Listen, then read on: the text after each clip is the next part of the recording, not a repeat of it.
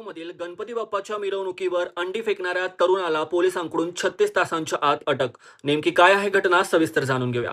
Hi hello नमस्कार, मी रोहन दसवडकर, रोहन रिपोर्ट्समध्ये तुमचं स्वागत करतो. तर झालं असं, माझगावमध्ये गणपती बाप्पाची मिरवणूक ही सुरू होती. ढोल ताशांच्या गजरात तसेच भक्तांच्या उत्साहात संपूर्ण परिसराचं वातावरण भक्तिमय झालं होतं.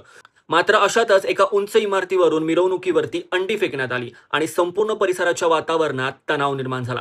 माझगावमध्ये घडलेल्या या प्रकरणानंतर तिथल्या मिरवणुकीतील बांधवांनी या घटनेचा तीव्र निषेध व्यक्त केला. घडलेला हा सगळा प्रकार पाहून तसंच परिस्थितीचं गांभीर्य लक्षात घेऊन पोलिसांनी आपल्या तपासाला वेग दिला. पोलिसांची तब्बल 5 पथकं यासाठी तयार करण्यात आली.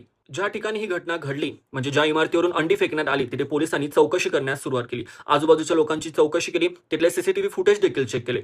उपलब्ध पुरावे, तांत्रिक माहिती आणि तपासाच्या आधारे पोलिसांनी त्या आरोपीची ओळख पटवली आणि अवघ्या 36 तासात पोलिसांनी त्यांच्या तपासाच्या आधारे 22 वर्षीय दानिश शेरखानला अटक केली. आता प्रश्न असा पडतो की दानिशने हे नेमकं कृत्य का केलं? तर दानिश एका डिलिव्हरी कंपनीमध्ये काम करत होता. त्याला अंड्यांची ऑर्डर तिथून मिळाली होती. अंडी देण्यासाठी तो त्या इमारतीमध्ये गेला. राजभाऊ भोगले मार्गावर तो आला. मिरवणूक इथे सुरू होती. मिरवणुकीमध्ये फटाके देखील वाजवले होते. या फटाक्यांचा धुराचा त्रास त्याला झाला आणि त्यामुळे रागाच्या भरात त्यांनी त्या मिरवणुकीवरती अंडी फेकली, असं आता दानिशने कबूल केलेलं आहे. सध्या दानिश भायखळा पोलीस ठाण्याअंतर्गत पोलिसांच्या ताब्यात आहे. भारतीय न्यायसंहिता कलम 299 आणि 196 अन्वय अंतर्गत त्याच्यावरती गुन्हा दाखल करण्यात आलेला आहे. गणपती हा फक्त एक सण नसून ती एक प्युअर फिलिंग आहे, ती एक भावना आहे आणि अशा आमच्या भावनांशी खेळणं हे कुठल्याही धर्माकडून किंवा कुठल्याही पक्षाकडून स्वीकारार्ह नाही. तुम्हाला या घटनेबाबत काय वाटतं मला कमेंट सेक्शनमध्ये नक्की सांगा आणि अशाच माहितीपूर्ण अपडेट्ससाठी आपल्या पेजला फॉलो करा. धन्यवाद.